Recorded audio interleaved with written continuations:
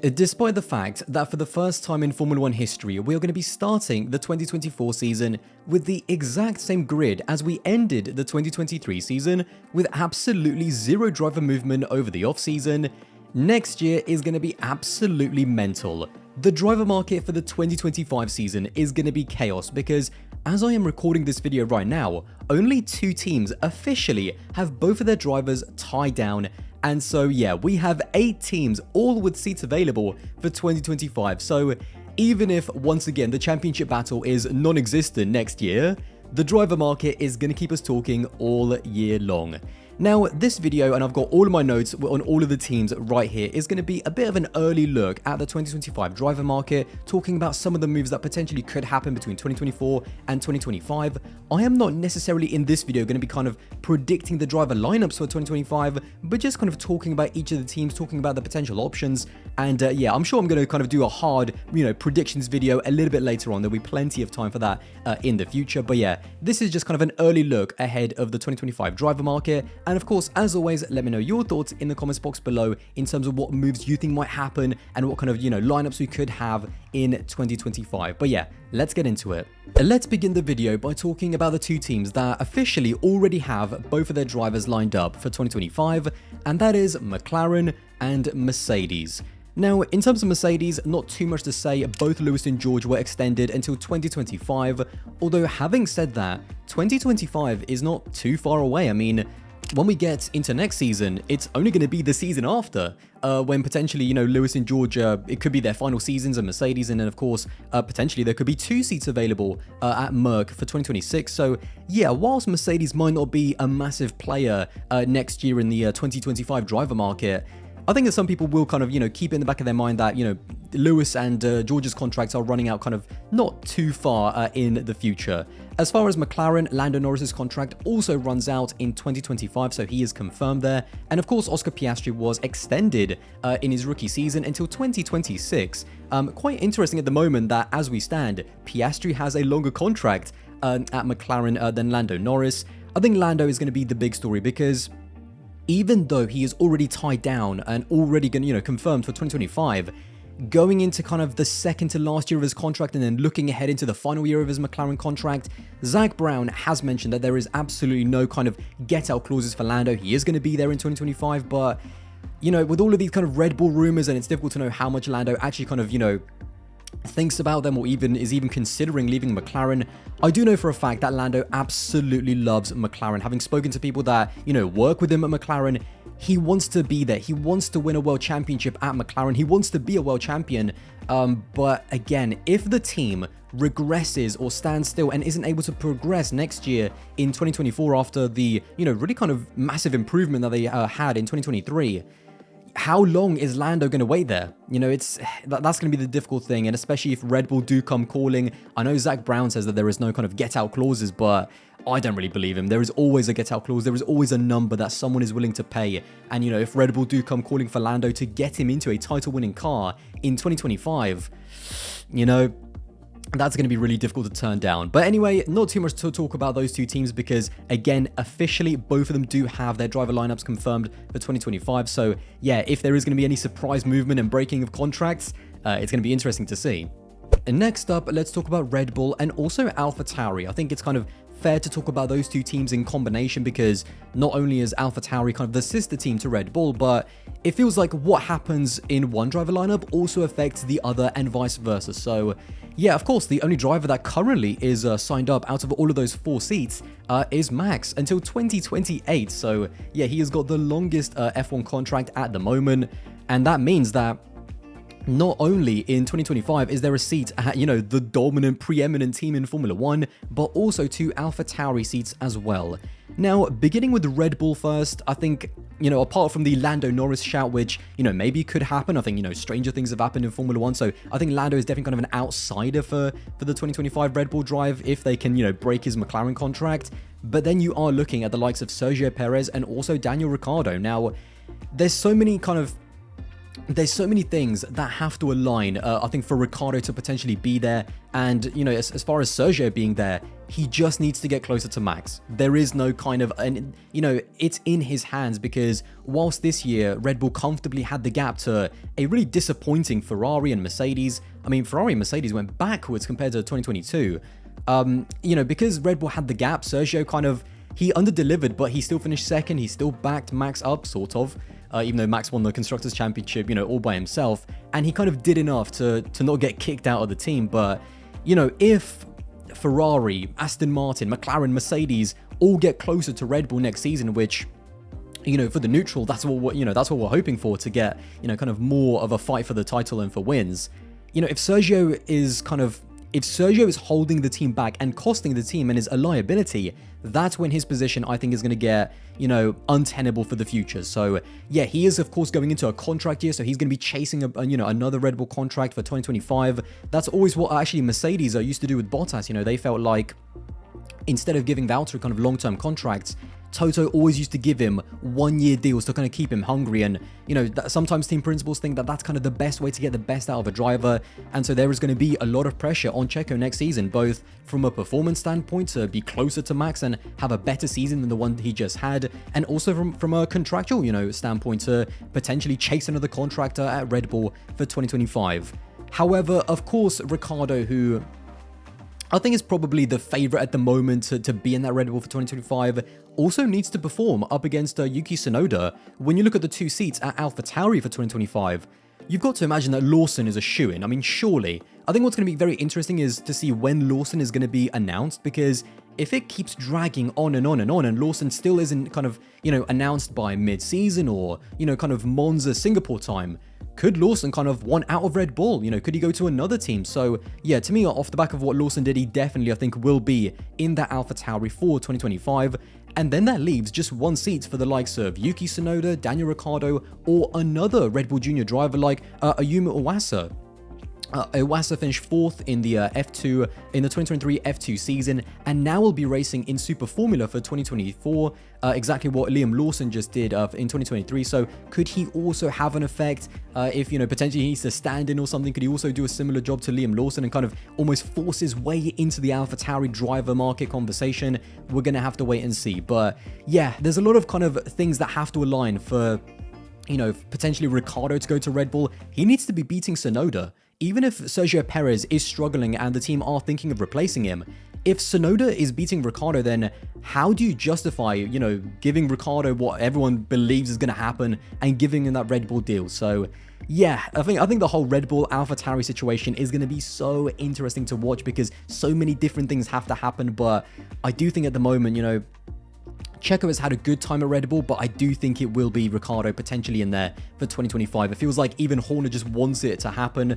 But Yuki Tsunoda might have something to say about that. I think he compared very well against Ricciardo, and now with both of them starting from, you know, ground zero, 0 points beginning in 2024 with no asterisks, no broken wrists, you know, how those two are going to combine, you know, both of their futures are on the line. You know, if Tsunoda doesn't beat Ricciardo, then with Lawson coming in there, you know, is the team going to see a point in even keeping Yuki there? And if Ricciardo doesn't beat Tsunoda, how does he get into Red Bull? So yeah, I think those two are going to be butting heads quite a bit on track, and I can't wait to see how all of this shakes out for the driver market going into 2025.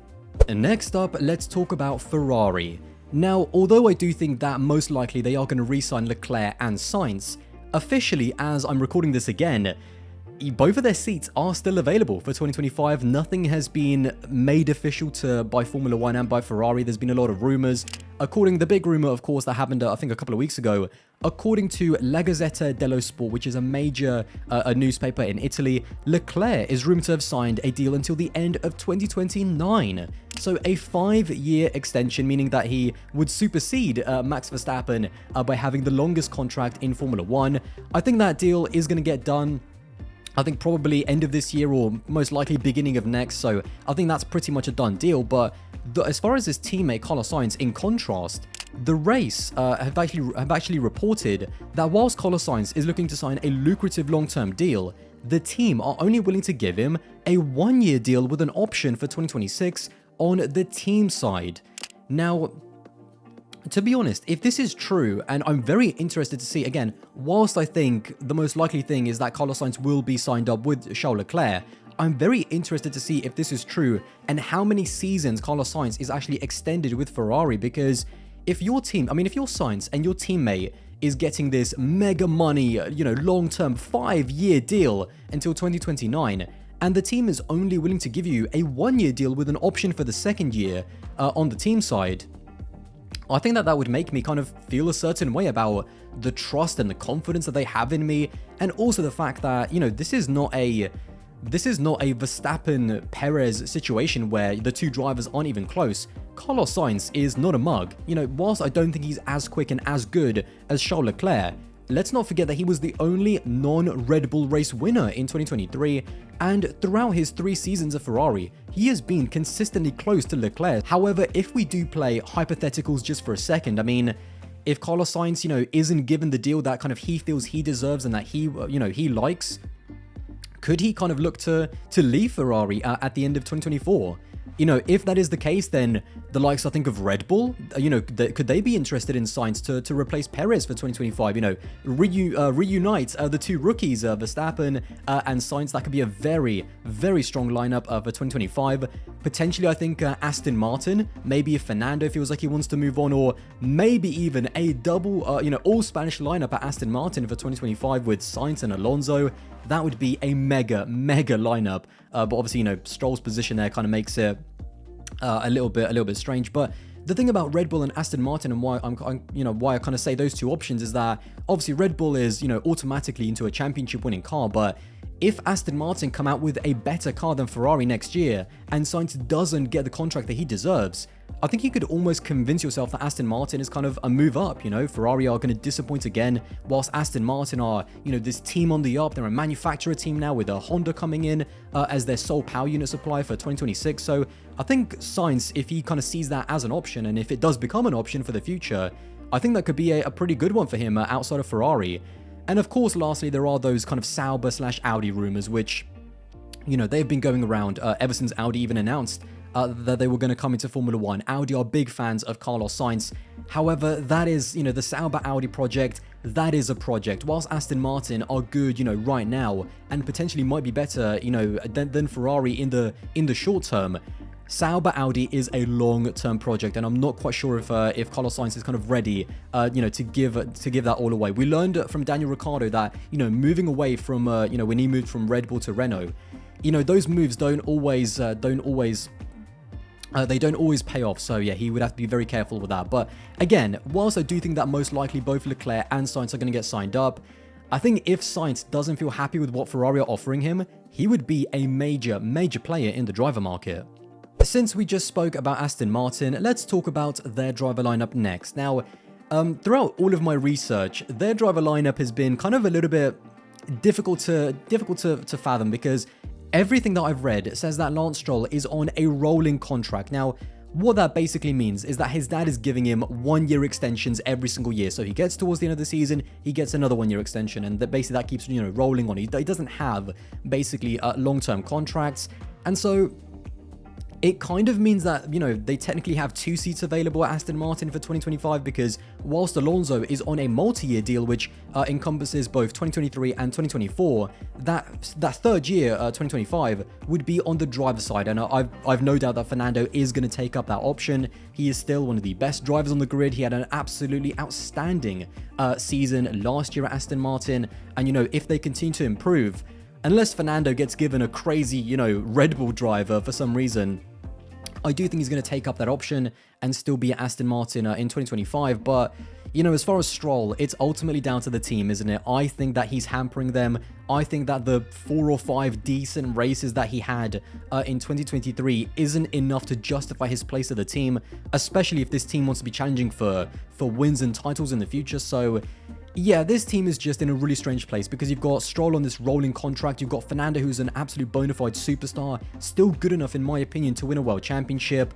But I guarantee, if Aston Martin last year had Alonso and Sainz as their driver lineup, they would have finished ahead of McLaren. So yeah, Stroll to me is holding them back, but because his dad owns the team, it's kind of, he is there, he is going to be there for the future. So whilst I do think that if the team finally said enough is enough and kind of told Lawrence Stroll that, your son has to leave because he's underperforming, I think Aston Martin, if they had a spare seat in 2025 alongside Alonso, trust me, they would have a lot of drivers on their phone. I think, again, the likes of Carlos Sainz would be a fantastic option for them, and even Yuki Tsunoda. If Yuki kind of improves in 2024 and proves himself as one of the better drivers in that midfield with that Honda connection, a partnership of Alonso and Tsunoda, I think that could be quite good for 2025. So it all depends ultimately on if Alonso is going to take up his contract, and also if the team are going to, still keep Lance Stroll for 2025. I think that Stroll is going absolutely nowhere because his dad owns the team, and because he kind of does, because he has maybe 3 or 4 good races a year, I think he kind of proves himself to the team, which to me is not good enough, but, I don't know how much say they have in it. So yeah, although I do think that there is plenty of really, really good options for Aston Martin out there, I do think that they're probably going to keep Stroll, and Fernando is definitely still going to be there unless he gets, a crazy offer from Red Bull. And next up, let's talk about Alpine. Both of their drivers are coming towards the end of their contract in 2024, so for 2025, they have both of their seats available. Now, who beats who out of Ocon and Gasly next season, I think is going to be massive, because it doesn't feel like to me that there's a lot of cohesion and kind of chemistry between their two drivers, because it feels like, because of the managerial situation and all of the chaos that causes, it feels like that just breeds chaos between the drivers as well. It kind of bleeds down, through the team. So yeah, it's a strange one with Alpine, because I do think that whoever comes out on top is probably going to feel like their seat is safe. And it feels like because of the situation at Alpine and the managerial situation, it feels like there's a lot of insecurities for the drivers in terms of their future. So whoever comes out on top between Ocon and Gasly, they'll probably feel like they deserve to be at that team, they deserve to have a contract, and that they're going to be safe for the future. The problem there is that I think it might cause a little bit of tension between both of the drivers, and that is never good for the team. So yeah, I think Alpine is going to be a bit of a free-for-all, to be honest, because they are such a middle-of-the-road team. Like, they're nowhere near the likes of, Ferrari and Mercedes, but they are a lot better than the likes of, Sauber and also Haas as well. They're so middle of the road that they're not going to attract a driver who is further up the grid. They're not going to be able to get a Piastri or a Norris or a Sainz, but they could get someone like a Sergio Perez, because he'd be dropping down. If Red Bull do, for example, decide to drop him, I think Sergio Perez could see Alpine as kind of like a soft landing zone, a team that is still decent enough in the midfield. They still are a manufacturer team. They're going to be, capable of podiums potentially, so they could get a Sergio Perez if they decide to move on from either Ocon or Gasly. Or potentially, they could get someone further down the grid who sees Alpine as an instant upgrade from where they are now. So the likes of Yuki Tsunoda or even Nico Hülkenberg. That's the caliber of driver that I think Alpine are going to be after, or are going to have access to for 2025. But again, I don't think that we're going to see both Gasly and Ocon there for 2025. I just feel like we're going to see a bit of toxicity, a bit of spiciness, let's just say, between the two teammates. And I do think that they're going to have a different driver lineup for 2025. But again, when it comes to the drivers that, potentially are on their radar, I think Perez, if he gets dropped by Red Bull, could be a really interesting option. And again, the likes of Tsunoda and Hülkenberg are two really, really solid midfield drivers. But yeah, I think that's the caliber of drivers that are potentially going to be on Alpine's radar. Williams is the next team on my list, and the big question surrounding them is, will they keep Alex Albon in 2025? That is pretty much their only concern, because he is a pretty hot commodity right now. Williams are kind of on the up, and, Alex is a massive part of that. But as we saw last year, there was even a few rumors of Ferrari potentially being interested in Alex Albon. So, could you imagine Albon replacing Sainz? I mean, what a story that would be. But that's the problem for Williams. Can they keep, if these teams come calling that, if the teams that are capable of podiums and even race wins come calling for Alex Albon, how does Alex, say no to that? Despite the loyalty that he has towards Williams, the fact that they are on an upward trajectory, I think that they're going to seriously struggle to keep Alex Albon at that team. So yeah, definitely will be that will definitely be a big one to look out for, I think, next season. And in terms of the other seat, Kimi Antonelli, I think, would be a massive, potentially for 2025. Kimi Antonelli, the Mercedes prospect, one of the most hyped young drivers ever, really. I think is going to be massively on their radar. Potentially, Mercedes, because Kimi at the moment is only 17 years old, but going into Formula 2, if he challenges for the title, maybe even wins it, that would be absolutely crazy. I think Mercedes would want to kind of fast track him into Formula 1, and maybe they could strike in 2025 because he would be eligible by that point to be a Formula 1 driver. He's 17 right now, but he will be 18 in August of next year. So yeah, he'll be eligible in 2025 to be a Formula 1 driver. And could we see a Russell type deal where Mercedes kind of, loan Kimi Antonelli to Williams for 2 or 3 years? No doubt that Williams, if they're going to take on another team's junior driver, they're going to want, like with Russell, a decent amount from that driver. So again, 2 or 3 years. And so, yeah, I think definitely stay tuned to that one. That could be very, very interesting. And I think Kimi, I think if he does live up to the hype in Formula 2 and is as good as we think he's going to be, I think, again, Mercedes are going to want to fast track him to Formula 1. And some of those lower midfield teams, I think, are seriously going to try and chase Mercedes to get him even on loan, just to kind of, bring him into Formula 1. So, yeah, I think Williams could, for 2025, Williams could have a very exciting and very out there driver lineup. Logan Sargent, obviously the other... he managed to secure his seat for 2024, but yeah, he's got to seriously step up, because if Williams do want to achieve their goals of beating the likes of Alpine, maybe Aston Martin in the future, they need a solid driver lineup, and Logan Sargent didn't do enough. He just clung onto that seat because there wasn't really that many better options or realistic options for Williams. And, as far as their other junior drivers, the likes of Zach O'Sullivan, who's going to be in Formula 2, Franco Colapinto, they're very good drivers, but are they really an upgrade on Logan Sargent?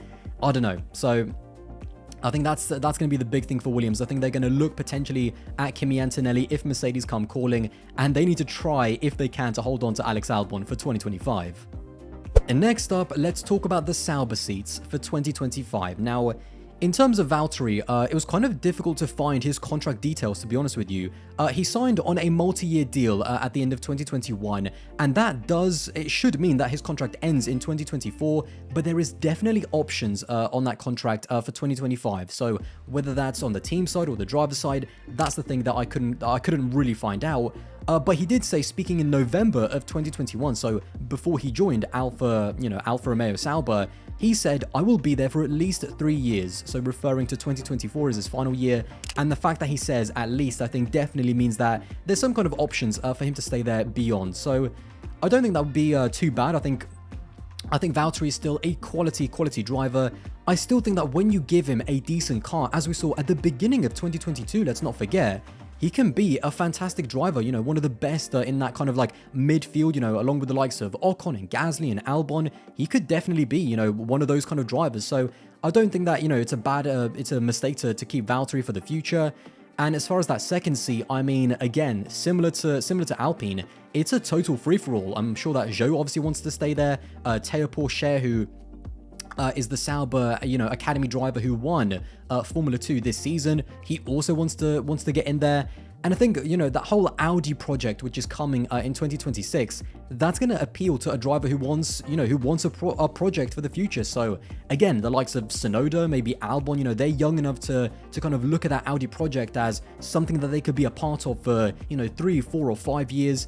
And even other drivers like Nico Hülkenberg, who's just a solid and reliable pair of hands, I think could also be an option at Sauber as well. But I think the only problem with that team is that even though there's this whole kind of, Audi thing coming on the horizon, they have been disappointing the past couple of years, and you're going to struggle to attract better drivers than kind of, the midfield to lower midfield drivers because, despite the fact that you've got this massive manufacturer coming, the team just isn't maximizing what they've got already, and I think that is going to be a massive worry in terms of trying to attract better drivers for the future. Last up, that leaves us with Haas. Now, on my notes here, I've actually got the phrase, Haas are the team that will be picking up the scraps, because to be honest, that's kind of how I feel about that team, because even when you look at the teams around them, I'd rather be at all of them compared to Haas. If a driver does have a choice, then I'd rather be at Sauber because, I want to be there for the Audi project. I'd rather be at Williams because, they're on a much better trajectory. And I'd rather be at AlphaTauri because they're a better team, at the moment. And also there's that whole, Red Bull prospect as well. You could always, get into Red Bull if you do a good job at AlphaTauri. So Haas are at the moment, I think, kind of you know, they're the least favorable team on the grid, and that's why I've kind of got, you know, they're going to be picking up the scraps of what's left. So, you know, I think that potentially they could sign, or they could announce their driver lineup the latest, because they're going to wait to see what drivers are going to be kind of available to them. I definitely think that Ollie Behrman, you know, the Ferrari young driver, they have been very, very impressed by him. So potentially they could be looking to get, you know, a young superstar in. I know it didn't work with the likes of Mick Schumacher, and let's not even talk about Nikita Mazepin, but you know, let's not forget that this is the team that actually dropped the ball on Charles Leclerc and decided not to take him up, you know, when Ferrari offered to kind of loan him out. So yeah, I think Ollie Behrman could definitely be an option for them as a kind of an exciting young driver that could become something. You know, maybe Ferrari want him in the future, you know, maybe Haas get a bit of money for him as well. But other than that, I think either keeping Hülkenberg or Magnussen, or maybe even both of them. I know it's the boring choice, but for a team like Haas, for a team that just wants consistency and stability and, you know, a calm and level-headed drivers, I think both of them are still really, really good. And so, yeah, it's all a question of how good the car is going to be, and that's going to determine what caliber of driver they're going to be able to access, because where they are now, I don't think any driver really wants to go there unless it is kind of their absolute final option. So yeah, sorry Haas, but I think that's kind of where you stand in the 2025 driver market. Well, there you have it. That is an early look at the 2025 driver market. Rest assured, it definitely is not going to be my final video looking at the driver market for 2025, but let me know all of your thoughts in the comments box below about all of the moves I've talked about, what moves you'd like to see, and if you did enjoy this video, then don't forget to subscribe. That would be massively appreciated, and I'll see you in the next one.